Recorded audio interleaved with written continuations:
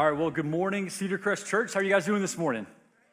Good, awesome. Well, hey, my name is Cody Harmon. I'm one of the life group pastors here at Cedarcrest, and I'm really excited that for those of you in the room right now that you came and joined us this morning for worship, and for those of you watching at home online or wherever you are right now, we're so glad that you joined us this morning. And I'm really excited for today because we're starting a brand new series today called The Language of Hope, because 2020 is the thing. And so if anybody or if all of us in the world need anything right now, it is definitely hope. And if you're sitting there thinking to yourself, you know, like things are kind of slowly getting back to normal, like why do we need hope now? Like, you know, you've been able to go get your hair cut, you've gotten that tattoo that you always wanted back in May, and you've got to go bowling and all that. It's like, why do we really need hope right now? And this is just a gentle reminder that murder hornets were a thing in 2020. And we just went right by that, like that didn't even exist. And this year is not over yet. So is it okay if we talk about hope a little bit this morning? Yeah, awesome. Well, so if you are following along in your Bible or in the Cedarcrest app, if you wanted to go ahead and turn to Mark chapter 9, you can hold your place there. That's where we're going to be at all morning. And we're going to be there because there's a really good illustration, I think, of what hope truly looks like. Of like what real hope actually looks like. Because I feel like a lot of times, and you may be like me, that when I think about the word hope, I think I end up using that in my day-to-day life in kind of like a Disney movie, like fairy tale kind of way, you know, where it's like, oh, that's cool if it happens, but it may not. Like, I hope I beat traffic on my way home so I don't have to sit in Atlanta traffic on 75 all afternoon. And it's probably not going to happen, but I just hope that it does. And that's how I think about it. Or, you know, maybe you're like, man, I hope an Atlanta sports team just for like 5 seconds today does something, literally anything good. That's also a waste of time. Just spoiler alert, that's probably not going to go your way. And so we think about hope like that, of just hoping something works or hoping something comes through. Another way I think about it is, you know, when I was a kid growing up, if you asked me what I hoped I was going to be when I was an adult, the answer was not pastor. The answer would have been that I hoped I would be an NBA player. Thank you for the encouragement, Nolan. Nobody in the 9 o'clock seemed to think that way. So when I was a kid, I was obsessed with basketball. Like I would play basketball as much as I possibly could. I would go outside in the driveway and just shoot and just drain threes all day long. Don't ask anybody else. That's what I did. The trouble was I was an only child, so I couldn't really play defense on anybody, but I could shoot really well, and that's pretty much all I brought to the table. But so I knew one day I wanted to be in the NBA. So I knew if I wanted to be in the NBA, I needed to play on a team. And so I actually have a picture of the first basketball team that I was on when I was a kid that's going to go up on the screen. Yeah, what a stud. Am I right? Why would you not want me on your team? Like, they made me shave my beard for that picture because it scared all the other kids. But other than that, everything was cool. So that was me when I was like 9 years old, playing Upward, which, as you probably know, is like a Christian basketball thing. We didn't go to church, so I knew about the basketball stuff, and then they started talking about stuff in the Bible, and I was like, dude, I have no idea what in the world you're talking about right now. But I knew that was my first step to getting to the NBA. And so I had all these plans, and I would go to practice. I would do stuff at home where I would do the thing where you take sunglasses and you pop the lenses out and you put tape underneath them so you can't see the ball when you dribble. Ridiculous. I don't know if that even does anything. I would do stuff like have cones set up all in my driveway and just do drills that I would make up for that, but I don't know if that really did anything. It just kind of looked like the driving course at the DMV in our driveway for a little while. I was doing these things because I was like, man, I just hope I make it to the league. And I did not make it to the league, as you can tell, because I'm here and not with LeBron right now about to win a championship. But I had this whole idea, and so I got to middle school, and I was like, all right, this is like make or break. Like all great basketball players played in middle school and in high school, I guess I thought. And so I was like, I'm trying out for the team. I'm just going to make it. It's going to be easy. I'm going to get on, and then it's just going to be golden from there. And I tried out for the team in 7th grade, went to 2 nights of tryouts, and got cut on the very first cut. Didn't even make it past that. The coach didn't need to see anything else, apparently, and he was like, hey, sorry, bro, you're done. Just go back home and just keep studying, and hopefully you'll get into college that way. So I didn't have really a plan. I didn't have anything. I just had this like small little hope of like, oh, I hope I make it to the league, and then that didn't really work out. And so I think that might be how we think about hope when we think about it just kind of in our daily lives, is just thinking about like, well, I hope this happens, but maybe it will, maybe it won't. Who really knows? And I don't want to like sound like I'm being really dramatic or anything, but I think that there's actually more to life than living with that kind of hope or living with that definition of hope. Because I feel like we were actually created to hope. And so there's actually some different ways that can play out where, maybe we don't think that way and we actually end up living our lives with no hope. That because we don't have the right definition, we don't really know what that means to hope. And so we live life with no hope. And then the danger of that is that we end up going through life with no direction or no meaning, no purpose. And please hear me when I say you're far more valuable than to live a life with no hope or to live a life with no purpose. And so when we don't have the right definition, that's a danger that we run into. Or on the flip side, we can live with hope, but it's hope in the wrong thing. Whether that's like hope in our career or hope in our savings account or in our 5-year plan or in our ability to get through different circumstances in life. And we've got this hope in the wrong thing. But what happens when we get down the road and we realize that we've had our hope in the wrong thing the whole time? And what do we do with that wasted time that we've got? Or even worse, what happens if we go through this whole life and we don't realize that we've had our hope in the wrong thing the entire time? Right? So I actually think that there is a better way, and I think that you were created to hope, and I think that you were created to hope in the right thing. Then you were created to live a life full of hope and meaning and purpose and the right thing that's going to show you exactly where God is taking you and exactly where God is leading you. But we're not going to know that we're living with hope in the right thing if we don't really know how to define hope or what we actually think about that. Right, and so that's why we're going to be in Mark chapter 9 this morning, if you want to turn there. And so the book of Mark is towards the beginning of the New Testament. So you've got Matthew and then Mark right up front for that. So Mark chapter 9. And we're going to be reading this because there's an interaction that Jesus has with this guy that I think goes through all these different stages of being in a bad circumstance, of being in a hopeless position, and then seeing how hope actually plays out in the midst of that and how Jesus meets us in the middle of that. And so in this particular story, just a little bit of backstory before we jump into it.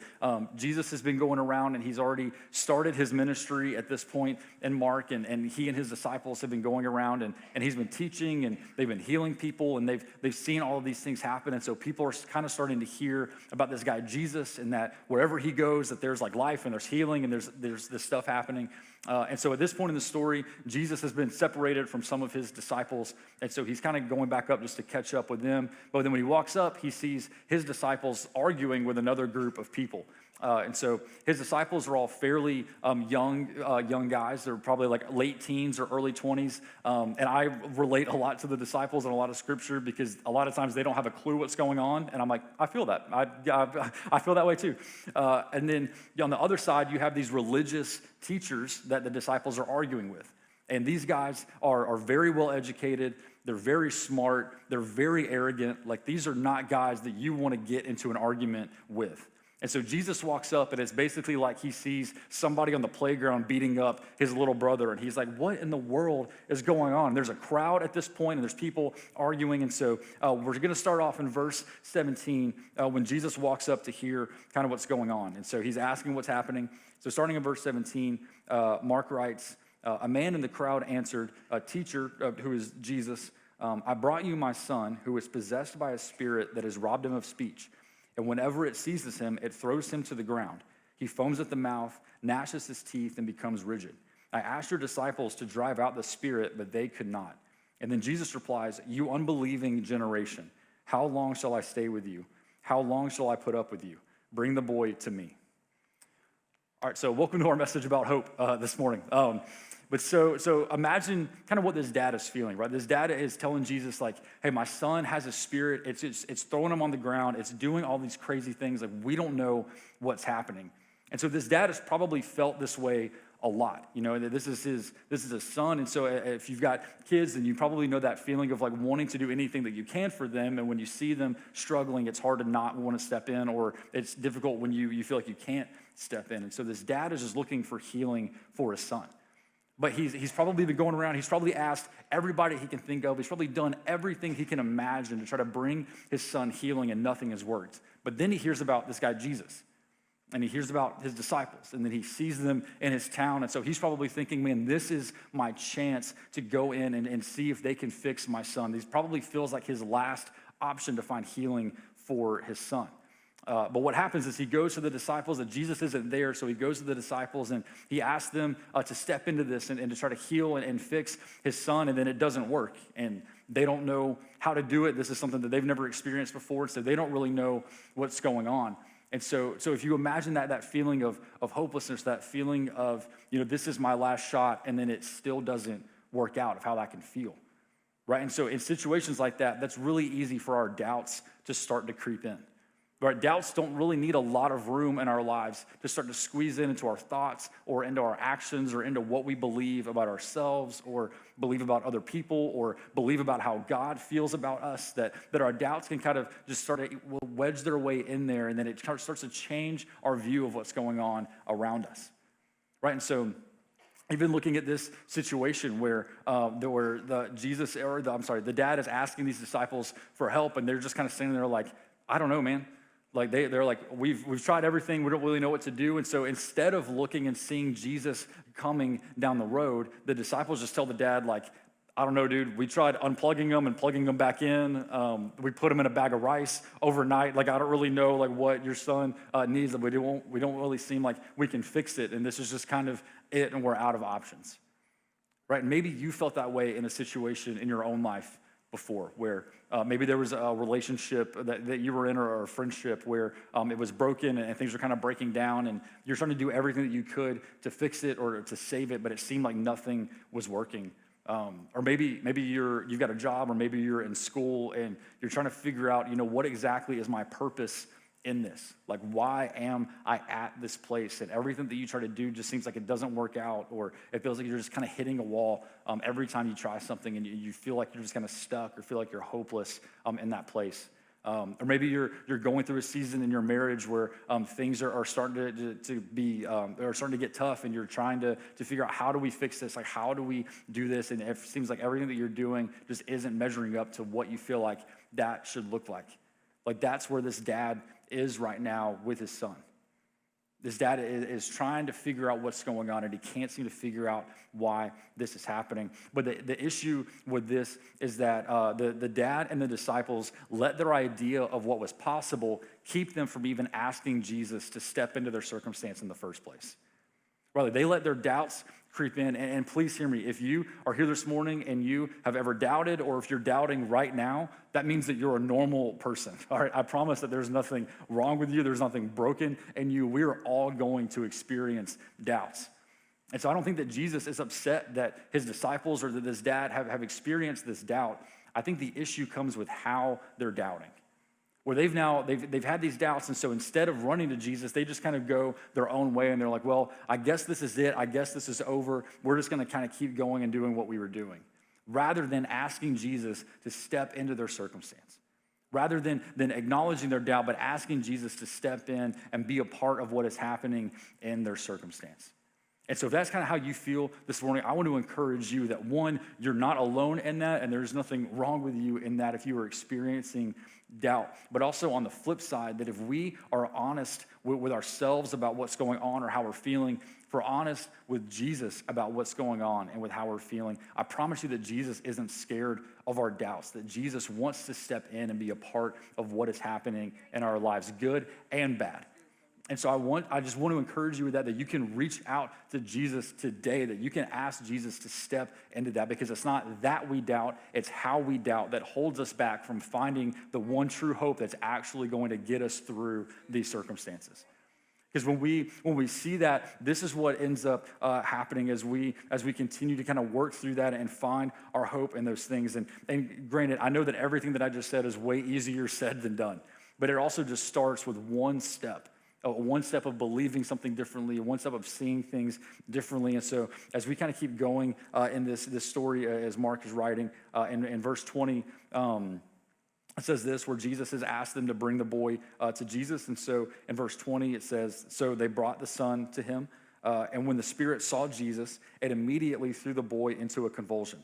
He fell to the ground and rolled around, foaming at the mouth. And Jesus asked the boy's father, how long has he been like this? And then the dad says, from childhood. It has often thrown him into fire or water to kill him. But if you can do anything, take pity on us and help us. Right? And so I think that this is really important as well, because the dad says that his son has dealt with this from childhood. And we don't know just from the text of how old this kid is, but I'm assuming since he's still under the care of his parents, that he's probably fairly young. And so if he's dealt with this from childhood, this might be one of the only things that this dad knows for his son.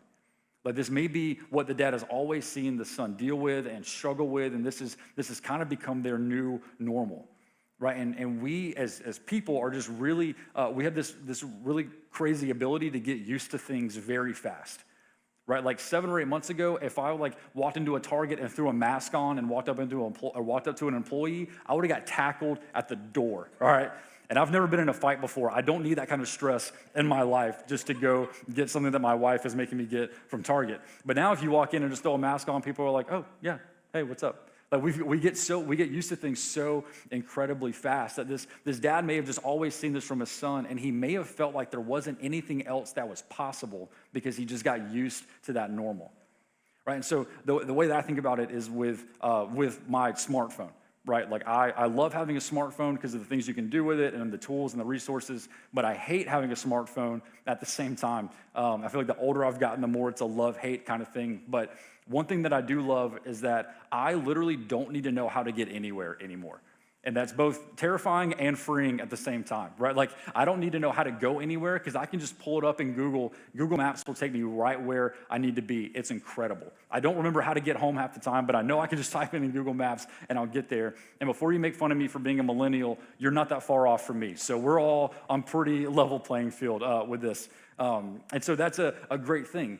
But there's an issue that comes up when I start using that, because if I'm in my car, I can't sit there in silence and just drive. And if you can, that's great. My dad can drive all day with nothing playing, and I think he's a psychopath. He was in the last service. He's not in here, so I can say that. But I always have to have something playing, if that's like a podcast or music or whatever. But the problem is I get really into whatever I'm listening to. And so if you're using Google Maps and you've got music playing in the background, Google Maps will literally turn your music down on its own so it can tell you where you need to turn. And I absolutely hate that so much. If I'm listening to something, I want to be listening to that, and Google turns it down and it goes, hey, you need to turn right here, right now, and it'll turn everything down and get your attention and make you turn, and I just don't want to deal with that. So instead, I went to that setting in the Maps thing, and I just turned it off. Right? Like, I don't have to deal with that anymore. My music stays up, so I miss turns all the time, but I get to keep listening to my music and don't have to have that bother me anymore. Right? And Google doesn't care what kind of music you're listening to. It doesn't matter what podcast you're listening to. Google thinks it is most important, and so it's going to get its way and turn everything down to make you turn. And so now I'm like hundreds of miles off course, but at least I can just keep listening to this podcast that means absolutely nothing about anything else in the world. Right, and so you may feel that way sometimes, and I've kind of noticed that I feel that way a lot in this season, where there's a lot of noise kind of happening around me, but we have to focus on quieting the noise so that we can really hear what's important. Right, so whatever that noise is for you, if that's just the stress of everything kind of going on and the stress of what's going to happen next or where things are at right now, and so you turn to the news or to media or whatever, and that never helps us. That's just even more noise of getting us worried about what's going to happen, and there's no hope, and everything is broken and messed up. Or maybe there's just the noise of other people's opinions of you. The noise of being worried about what people think of you and what they think about how you're living your life and what you're doing or whatever that is. Maybe there's all this noise around us. And what happens is the noise gets really loud and we start to kind of lose our way. We start to get lost, and it's almost like we're like that feeling of being lost in the woods, and we don't really know where to go or what we're doing. And we start to feel alone, and then we start to wonder, where is God in this, and what is happening, and how am I going to get through this? But what if we aren't actually alone in this? What if we just can't hear Jesus' voice above all the noise? What if we just can't hear where we're supposed to be going? And Jesus is trying to tell us where to turn. He's trying to tell us how to get to that next thing. But we've got all of this other noise in our lives that's turned all the way up. And so we can't hear that voice that's actually the voice of hope. It's actually the voice telling us where to go and where we should be and what he is going to be doing in our lives. And instead, we have all of this noise around us. So how are we going to break through that noise? How are we going to quiet that noise around us? So instead of only hearing all of these things that take away our hope and rob us of hope and joy, like how are we going to turn those things down so that we can actually hear the one voice of the one person that can actually give us hope? That will go through any circumstance, no matter what it is. How are we going to turn down that noise so that we can actually hear that voice of hope? Because when we turn down the noise and when we are focused on our hope and we're hoping in the right thing, this is what starts to happen. So the dad has just told Jesus, if you can do anything, then please just step in and do it. Have pity on us if you can do something. And so starting in verse 23, Jesus says, if you can, everything is possible for one who believes. And immediately the boy's father exclaimed, I do believe, help overcome my unbelief. Right? This is probably my favorite verse in the entire Bible. I love how honest the dad is in that situation. Right? Where he's focusing on who Jesus is, and he's just like, all right, I believe, but help my unbelief. I want to believe in you, but I still have some doubts, so just help me get through that. And so I think that this is what hope actually looks like. Hope isn't me being 9, think I'm going to make it to the NBA because I have a basketball goal in my driveway. Hope is this thing where it doesn't sweep reality under the rug. It acknowledges what's going on around us. It acknowledges our circumstances. But it doesn't give our circumstances more power than they deserve. Hope acknowledges the reality of our feelings. It acknowledges the reality of our hopelessness, of our feeling that we can't get through this, but it doesn't give our circumstances more power than they actually deserve. But please hear me, I'm not saying that whatever you walked in here with this morning doesn't matter. That's not what I'm saying at all, because I know some of you walked in this morning and you're carrying something that you feel like you can't carry on your own, or you feel like you don't know how you're going to make it through this, or you don't really know what's happening or how this is going to work out. And if that's you, I'm glad that you're here this morning. And so this isn't what hope looks like, of just this blind faith that I just prayed about it, and so everything's just going to be fine and I don't have to think about this anymore. Hope is actually deeper than that, and it shows that Jesus meets us exactly where we are. The same way that Jesus meets this dad in the midst of this circumstance that he feels hopeless in, that he doesn't know how this is going to work out or how he's going to make it through, Jesus comes in and meets him exactly where he is. Right, and Derek Ray is one of our other life group pastors here on staff, and I was talking to him about this idea, and one of the things that he said was, he was like, well, yeah, of course, hope doesn't change our circumstances, hope changes our heart. Right, so when we're hoping in the right thing, that may not necessarily change our circumstance right then, but it changes our heart, and it changes our capacity to see what God is doing in the midst of that thing. And so even if you're facing a difficult circumstance, even if you're facing something that you feel like you can't get through on your own, hope is just acknowledging that reality, but it's not giving that circumstance more power than it deserves. Right, and so I've mentioned this in sermons in the past, but for the last probably decade or so, I've struggled with anxiety and depression kind of on and off through that. And so maybe that's something that you've dealt with as well, or maybe just this season and this year with murder hornets and COVID and all this other stuff, that you've kind of felt some of those things come up and didn't really know what they were because you never experienced it before. And so that's what I think about. My thing when I hear people talk about circumstances, that's the thing for me that comes up. And so if you've been through that, or if you know somebody who's been through either of those things, you know that kind of feeling of anxiety of that wanting control, wanting to change your situation right then, that not knowing how to do it, that overwhelming kind of feeling. And on the flip side, on the depression side, of feeling that kind of fog kind of settle into your mind almost, where you don't really know what's going to happen, and it's hard to just get motivated to take that next step towards the next right thing, and hope seems like the last thing on your mind because you're just trying to make it through that particular day, and you're trying to make it through those things. And so I know for me, for what that has looked like for me, that hasn't gone away entirely. It's gotten better for sure over the years, but that's not something that's just been gone, and that's definitely still a part of my reality. But I can say this, that because of those things, that even though I don't want to struggle with that, and I don't want any of you to struggle with that, I do know that because of those things, I have seen God's faithfulness and God's goodness in ways that I wouldn't have if I didn't experience those things. And so it's kind of, honestly, it's kind of hard to say that I'm thankful for that, but I do know that I'm thankful for what I've seen God do in the midst of that. And that circumstance doesn't deserve more power than what it has. It doesn't deserve me giving into that or letting that just be a thing and continue to go. It deserves for me just to bring it to Jesus and say, Jesus, I don't know what you're doing with this. I don't know how you're using this, but I just want to choose to trust you in that situation more than I'm trusting my own ability to get through it. And so for whatever circumstance you brought in this morning, that's what I want to encourage you with, is not just ignoring the circumstance or acting like it doesn't exist, because Jesus doesn't ask us to do that either.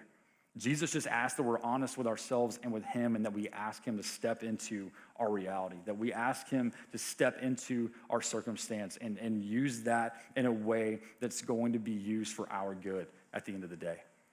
Right, and so as Jesus continues talking with this dad, he tells him, or the dad is bringing him to him, and he's just like, if you can do something, just do something.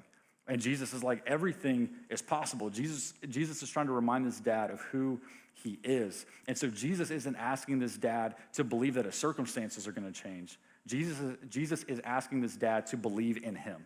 That at the end of the day, Jesus knows that is what is going to actually satisfy this dad. It's not the circumstance being different, even though that is obviously a huge plus for his son to be healed, and that's what he's asking for. But at the end of the day, they need to have that faith that Jesus is going to come through the way that he says that he is. That Jesus will step into this circumstance, that Jesus will sit there and have this conversation with this dad, that he will sit there and have that interaction with you this morning of taking you through that circumstance to a place where you see his love for you, even in the midst of something that we just want to push through or something that we want to get through, that Jesus wants to step into that and be in that with you. Because this is what happens whenever we allow Jesus to take over in that. And when we've quieted the noise, when we've acknowledged our doubts and we're stepping through, this is what it looks like for Jesus to step into those things in our lives. In Mark chapter 9 and verses 25 through 27, Mark says this about how this ends. He says, when Jesus saw that a crowd was running to the scene, he rebuked the impure spirit. And Jesus says, you deaf and mute spirit, I command you, come out of him and never enter him again. And the spirit shrieked, convulsed him violently, and came out. And the boy looked so much like a corpse that many said, he is dead. But Jesus took him by the hand and lifted him to his feet, and he stood up. Right, like how many of you have ever said that to yourself about a situation that you were in? Or how many of you have heard somebody say that about a circumstance that you're in? Where this crowd saw everything that happened and they saw what it looked like, the boy dying, and so they were just like, well, that must be it. This must be the end of this story. And maybe you've said that to yourself or heard someone else say that, where someone's like, man, you've just messed up too much, or you feel like you've messed up too much and God's not going to step in and do anything in that. And you just feel like the whole thing is over. Right, or maybe with your marriage, you feel like you're pushing through, you're working through some different things, but someone sees that and thinks that it's over, or it looks like it's done, and so they're like, man, this is just over. Like it looks like it's over, so it must be over. And we allow those doubts and those kind of thoughts to creep in and make us believe something different about our circumstance than what is actually happening. Because what the people in the story that know, the people that saw the son, that saw the boy that had the spirit come out of him, and they just assumed that he was dead, they don't know what we know now, which is that the boy wasn't dead because Jesus wasn't done. Right, so whatever circumstance that you brought in this morning that you feel like is over with, you feel like it's finished, you feel like there's no way that you can go through that, there's no way that Jesus can use that, there's no way that you're actually going to be able to get through that thing. Jesus is reminding us in this that he is not done with us yet. That no matter how bad your circumstance seems, no matter how far off you feel like you are from that Jesus says, if you still have breath, if you can still hear me saying this right now, if you are still watching online, that if you are still there, that Jesus is not done with you yet. And that doesn't mean that we have just a blind faith that just everything will work out the way that we planned for it to. It means that we have hope that the Jesus who overcomes the world is the same Jesus that's going to overcome our circumstance, the same Jesus that's going to overcome our unbelief. And so when we have hope in the right thing, we will always be satisfied in that. And so that's the reason why we can say, Jesus, I believe that you can heal my marriage, so please help my unbelief. Jesus, I believe that you can free me from this addiction, but please help my unbelief. Or Jesus, I believe that you love me, that you were using these things for my good, that you were trying to meet me in the middle of this thing. Help my unbelief, right? Because hope doesn't just sweep things under the rug. Hope brings those things to Jesus. Hope gets honest with Jesus, and hope is turning to the only one who can actually satisfy us, who can actually give us purpose, who can actually breathe life into us, into those situations, because Jesus is the only one worth hoping in. Jesus is the only one that works in those things, and Jesus is the only one that turns that around, and what the enemy uses for evil, Jesus uses for good. All right, and so the band's gonna come back out, so if you would just stand up with me as we go to continue into worship. But I want to encourage you to do something this morning as we're doing the last song and as we have a little bit more time to worship and just to pray together. I want to encourage you that if you've got something to write on or just your phone or whatever that is, if there's a circumstance in your life where you feel like you need hope this morning, where you feel hopeless, you don't know how this is going to work out for you or for someone else, I want you to write down not necessarily what that circumstance is, but I want you to write down how you want to encounter God in the midst of that circumstance. That we're not giving the circumstance more power than it deserves. We're giving Jesus all the glory and the power that he deserves. That we're giving Jesus, that we're being honest with Jesus. We're giving him the authority to step into our life where we say, Jesus, I believe you can fix this thing. Help my unbelief. Where we get honest that Jesus wants to step in and be with us and heal us. Because you are worth far more than living a life with no hope, and you are worth far more than living a life that is hoping in the wrong thing. That you deserve a life that has purpose and meaning and value, and that comes from Jesus stepping into our circumstance and changing all of that in our lives. So as the band gets ready to lead us again, let's pray together and just pray for those things, for Jesus to step into that with us. God, we love you. God, we thank you for who you are. God, we thank you that you step into these circumstances in our lives. God, we thank you that when the enemy uses something or wants to use something for evil, God, that you mean it for good. God, that you step into our circumstances. God, that even if we struggle with doubts, even if we're struggling with seeing how the circumstance is going to actually play out, God, we thank you that you are always there. God, we thank you that we can always turn to you in those things. God, that you are a God that brings hope. God, you are a God that breathes life into us. So God, we just pray this morning, God, that you would just be present here with us in that. God, we pray that you would step into our circumstance. God, that we wouldn't focus on how we can get through it, but God, that you would bring life into those things, that we would find all of our hope in how you are working in that and find our hope in you. And so God, we love you. God, we pray that you would just use us. God.